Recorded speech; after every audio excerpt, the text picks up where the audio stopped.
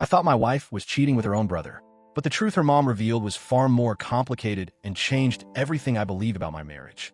I, 34M, have been married to my wife, 32F, for a little over 6 years now. We've had our ups and downs like any couple, but overall I thought we were solid.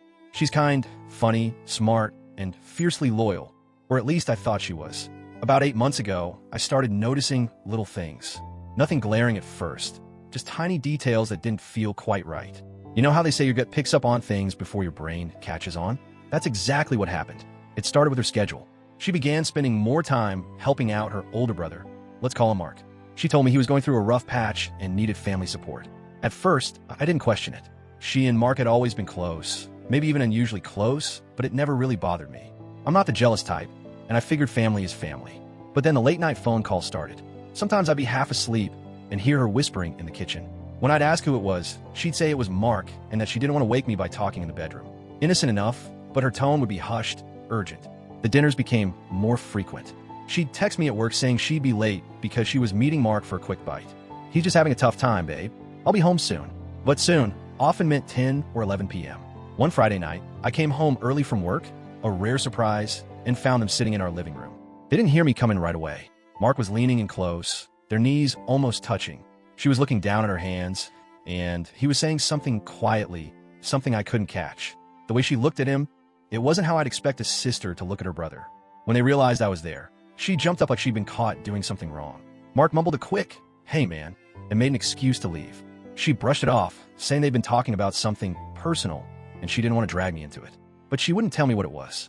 That was the moment something shifted inside me. I want to believe her, I really did. But my mind started going places I never thought it would. I started noticing other things. She would put her phone face down when I was around. She'd smile at texts, and then lock the screen quickly. She seemed more distracted during our conversations, like she was mentally somewhere else. One night, I casually suggested we all hang out together, me, her, and Mark. She hesitated for a beat too long before saying he was busy, and it probably wasn't a good idea. The thing is, I never thought cheating could mean this. I'd heard of affairs, sure, but never in the context of sibling. The idea made my stomach churn. Still, the more I tried to push out of my mind, the more the puzzle pieces seemed to fit into a disturbing picture. Then came the night that really cemented my suspicion. I was scrolling through my phone in bed when I realized she wasn't beside me. It was past midnight. I walked into the living room and found her on the couch, phone pressed her ear, whispering. When she saw me, she jumped like she'd been electrocuted, muttered a quick goodbye, and hung up. I asked who it was. She said, "Mark." I asked what was so urgent that it couldn't wait until morning. She froze for a second, then said, "It's complicated. I don't want to talk about it right now." And that was it. That night, I lay in bed staring at the ceiling, my mind spinning. If this was really innocent, why all the secrecy? Why the whispers, the late nights, the nervous reactions?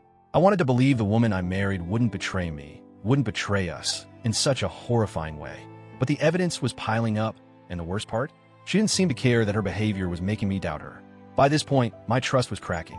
Every time she left the house, every time her phone buzzed, every time she mentioned Mark, I felt that same cold knot in my stomach.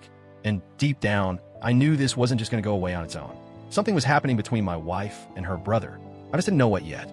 After that night, something inside me flipped. I couldn't go back to pretending everything was fine. My wife's evasive answers, her defensiveness, and that constant need to hide her phone had pushed me past the point of blind trust. I didn't want to be that husband, the one who snoops, the one who plays detective in his own marriage, but the gnawing feeling in my gut wouldn't leave me alone. So I started paying closer attention. At first, it was small things. If she said she was going somewhere, I'd make a mental note of the time she left and the time she came home. If she mentioned meeting Mark, I'd casually ask which restaurant or what they were doing, pretending it was small talk. Sometimes her answers were vague, like just grabbing a bite, or he needed to talk. Other times, she'd be oddly specific, too specific, like she was rehearsing a script. One evening, while she was in the shower, her phone buzzed on the nightstand. I know it's wrong, but I picked it up. The lock screen showed a message from Mark. "We'll talk later. Not here. Not here." That could mean anything, but it didn't feel like something siblings would say. I felt my chest tighten, like I'd just been punched. From that night on, I started checking whenever I got the chance. Most of their texts were harmless, but every so often there'd be one that felt loaded. Like, "I don't know how much longer I can keep this up," or "He's going to find out eventually." Every time I read one of those, my mind spiraled. Was she talking about me? Were they hiding some forbidden relationship? The more I looked, the more suspicious I became. Her work schedule suddenly became more flexible. She'd take quick trips across town that lasted hours. Once, she said she had a late meeting, but I saw her location on a shared app. She was at a coffee shop miles from her office. And Mark was there too. I started keeping a log in my phone. Times, dates, little inconsistencies. I told myself I was just gathering information before confronting her. But in reality, I was feeding my own paranoia. Things between us at home grew tense. She noticed my mood, but chalked it up to work stress. I, in turn, avoided physical intimacy because every time I touched her, a voice in my head whispered, "She's not yours anymore." One Saturday afternoon, I decided to bump into them. She told me she was going to help Mark with some errands, so I said I'd be busy working in my home office. As soon as she left, I grabbed my keys and followed at a distance. I saw her car pull up to a small diner. I parked a few spots away and waited. Through the diner window, I watched them talk. She was leaning forward, her hand on his arm, her expression intense. Not flirty exactly, but intimate in a way that still made me uneasy. He reached across the table and covered her hand with his. She didn't pull away. My stomach turned. I almost walked in right then, but I stopped myself. I needed more than a scene in a diner to blow up my marriage. That night, she came home late. I asked how it went. She said fine. Just errands and lunch. No mention of the hand-holding. No mention of the way she'd been looking at him like the rest of the world had disappeared. The final straw came 2 weeks later. I woke up around midnight to find her side of the bed empty. I walked into the living room, expecting to see her watching TV. But instead, I found her by the front door, fully dressed, with her keys in hand. "Where are you going?" I asked. She froze, eyes wide like a deer in headlights. "Mark needs me," she said quickly. "It's urgent." At 1 a.m, I pressed. She looked down, fiddling with her keys. "It's complicated. Please, just trust me." That was the moment I realized I couldn't trust her. Not anymore. I didn't stop her from leaving that night, but I didn't sleep either. I lay there in the dark, replaying every strange moment, every evasive answer, every late-night call. Whatever was going on, it was big enough for her to risk our marriage over. And I was done sitting in the dark, guessing. The next time I got the chance, I was going to confront her, and if she wouldn't talk, maybe someone else in her family would. 2 days after that midnight, urgent trip to see Mark, my wife was unusually cheerful. It was like nothing had happened, as if me catching her sneaking out in the middle of the night had been completely normal. I, on the other hand, was a wreck. My patience was running out, and I was ready to demand the truth. But before I could put my plan into action, an opportunity landed in my lap. We were at her parents' house for a Sunday lunch. The atmosphere was warm and chatty.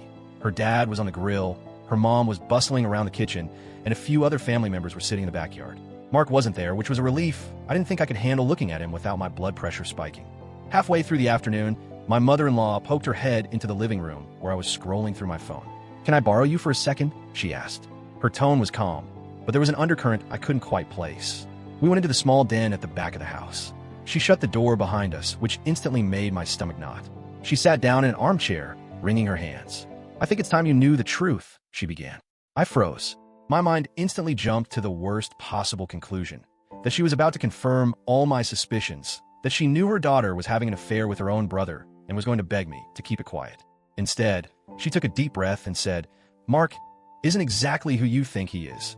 My confusion must have been obvious because she leaned forward. "He's not my son, not biologically, at least not in the way you've been told." I blinked at her, trying to make sense of the words. "Wait, what?" she explained in a slow, careful voice. "Decades ago, before my wife was born, her father had an affair with another woman. That woman became pregnant, and the child, Mark, was the result. Her father had eventually confessed her mother, and after a lot of pain and complicated negotiations, they decided to quietly bring Mark into the family, as if he were her mother's son from the beginning. They raised him alongside my wife, telling everyone, including the kids themselves, that they were full siblings." I sat there in stunned silence. The pieces of the puzzle started shifting in my head.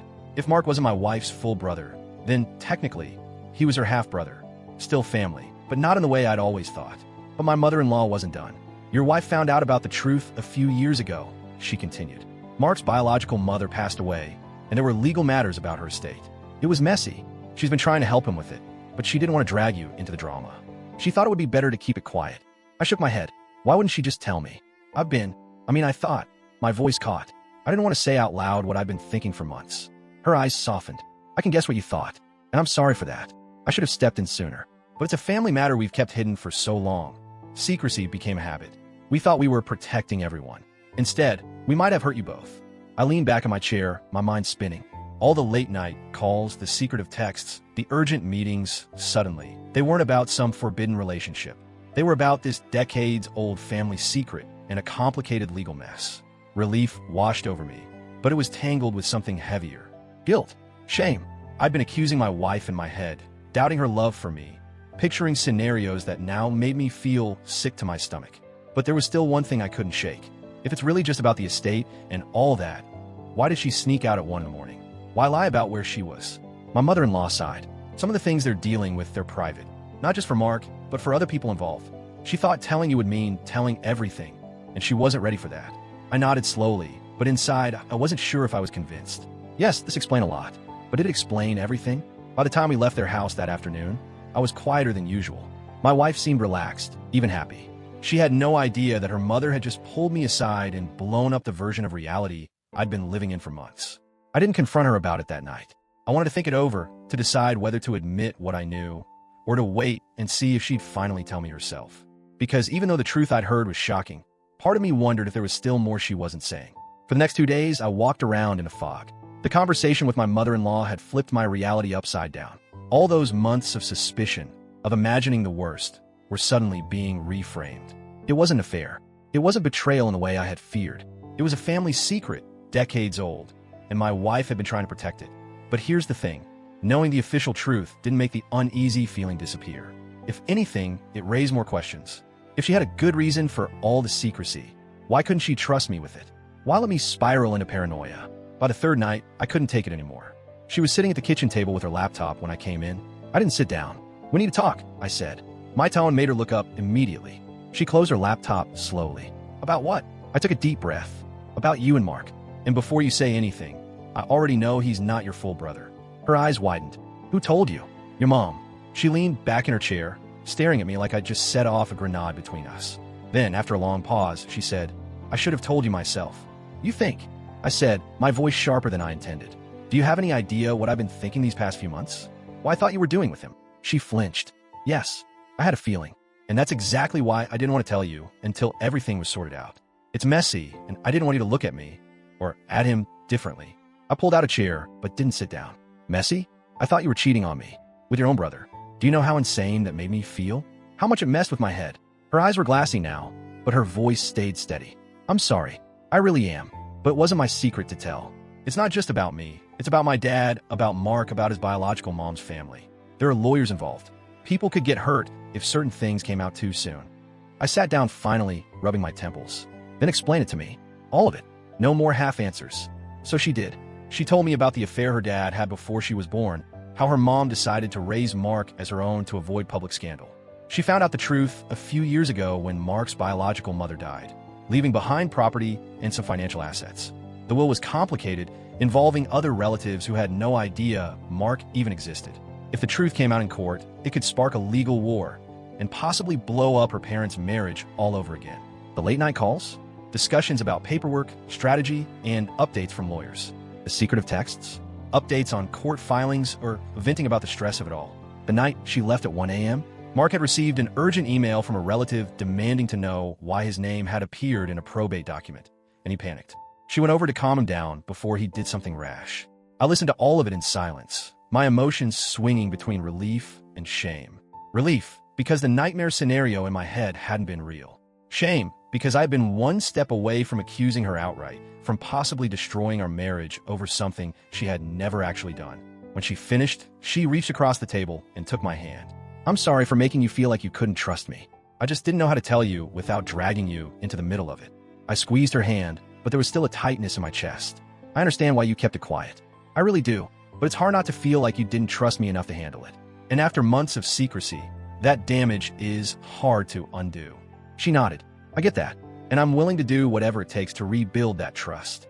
We sat there for a long time after that, holding hands in silence. Part of me wanted to believe that now everything was out in the open, we could just go back to normal. But another part of me knew it wouldn't be that easy. The mistrust had taken root, and pulling it out completely would take time, if it was even possible. As we got ready for bed that night, I caught myself watching her out of the corner of my eye. Not suspiciously, not exactly, but cautiously. The way you'd watch someone who had hurt you without meaning to. For the first time in months, I wasn't imagining her in someone else's arms. But I was imagining what our marriage would look like from here on out, and whether it could ever be the same. It's been a few weeks since that night at the kitchen table. Since my wife finally laid everything out We've been okay. Not perfect, not magically back to normal, but okay. On the surface, life has slipped back into its usual rhythm. We eat dinner together most nights. We watch our shows. She's more open about when she's seeing Mark, even sending me quick updates or inviting me to join if it's a public meeting. I can tell she's making an effort. But underneath, something has shifted. I wish I could say that knowing the truth instantly erased all the suspicion, but it didn't. Trust doesn't work like a light switch. It's more like a piece of glass that's been cracked. You can glue it back together, but you'll always see the lines where it broke. There are moments where I catch myself wondering, well, don't I know? If she could keep something this big from me for years, even if it wasn't cheating, could she keep other things too? She insists she's never hidden anything else, and part of me believes her. But the part that's been burned by doubt is slower to heal. We've had some deep conversations since then. She admitted she underestimated how much her secrecy would affect me. I admitted I let my imagination run wild instead of confronting her sooner. We both agreed that, moving forward, we need to be more transparent, even when the truth is messy or uncomfortable. And yet, there are nights when I lie awake, replaying everything. I think about the months I spent watching her every move, reading into every glance, every text notification.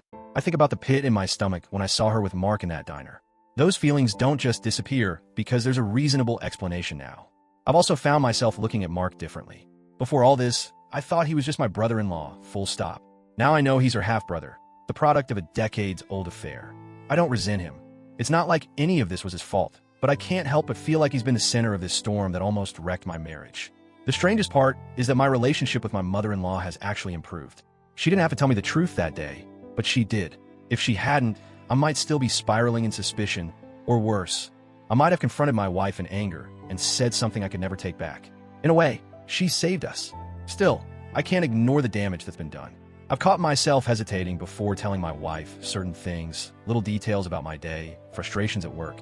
Not because I want to hide anything, but because a small, petty part of me thinks, well, you kept something from me, so why should I bear everything to you? I know that's not healthy, and I'm trying to fight it. We've talked about seeing a couples therapist. She's on board. I think it could help us rebuild that foundation I thought was unshakable. Because the truth is, I still love her. I never stopped. Even at the height of my suspicion, when my mind was telling me terrible things, my heart still wanted to believe in her. But love isn't always enough on its own. It needs trust, and trust needs honesty. So that's where we are now, somewhere between hurt and healing, between suspicion and forgiveness. If there's one thing I've learned, it's that the human mind is great at filling in blanks when it doesn't have answers. And those imagined answers are often far worse than reality. I lost months of peace because I didn't have the full picture. She lost some of my trust because she thought protecting me meant keeping me in the dark. I don't know if we'll ever be exactly the way we were before all this. Maybe we'll come out stronger. Maybe the cracks will always be there, but they'll remind us not to make the same mistakes again. What I do know is that relationships aren't just tested by the big betrayals like cheating. They're also tested by secrets, even the ones kept for good reasons. So Reddit, if you were in my shoes, would you be able to fully trust your spouse again after something like this? Or would part of you always be looking over your shoulder, wondering if there's another truth you haven't been told yet?